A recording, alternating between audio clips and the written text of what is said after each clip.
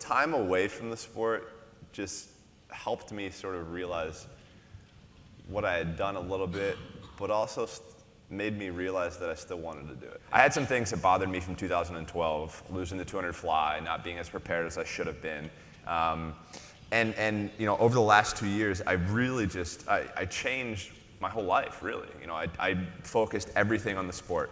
You know, I was in bed by 10 o'clock. You know, I was getting the right amount of recovery. I was taking care of my body away from the pool. So all the little small things that I did in my earlier stages of my career, I went back to and did them this time around. And my results in Rio were good. For me, at the age of 31, to be able to come back and to be able to finish how I did, you know, for me, this is how I want to retire. I wanted to hang my suit up my way, and that's it. I think for me, going in this next chapter of my life, starting that sort of transitioning into things that I'm passionate about.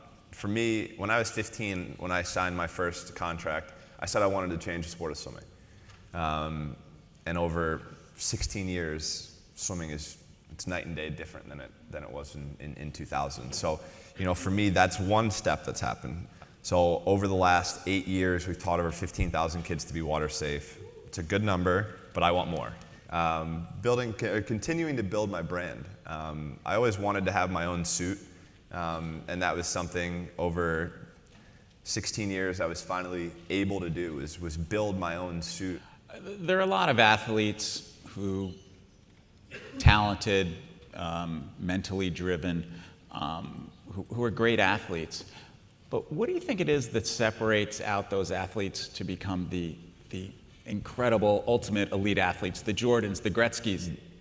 I wanted to do something that nobody had ever done before. And that started with a dream and a goal. I wanted to be the greatest of all time. I went 5 straight years without missing a single day of workout, 365 days a year. Every single day I was in the water. And in the sport of swimming, when you miss one day, it takes you 2 days to get back.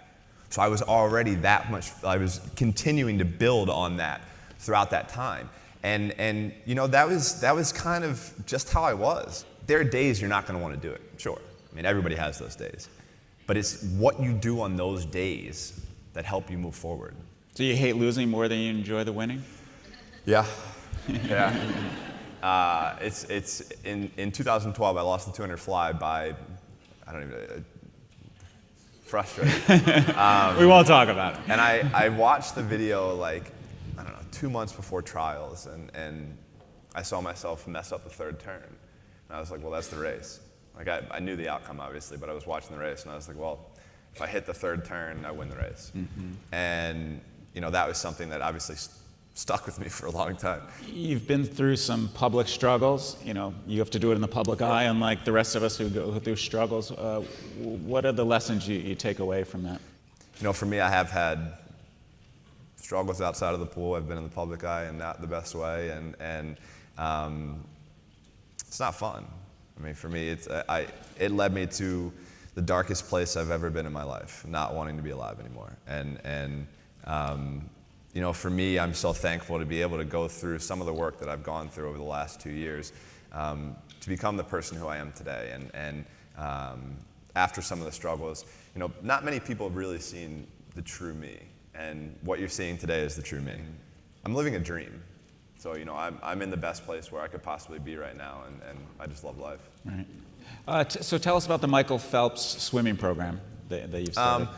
So we have swim schools throughout the country, and basically it's how I learned to swim. So like I said before, I struggled, again, like some people do.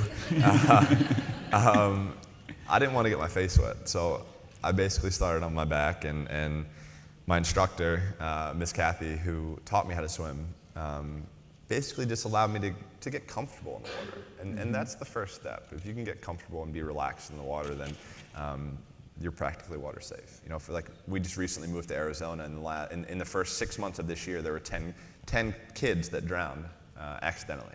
And that has to change. And so with the work of my swim school and my foundation, we're trying every day to get as many kids as we can to be water safe. Michael Jordan came back to the NBA after 2 retirements. I'm not coming back. Come on, what? You can ask one more question. I'm not coming back. 1% chance. No window there. Never, never, right? No, it's for me, it's like I said, I came back for a reason, to finish my career how I wanted to.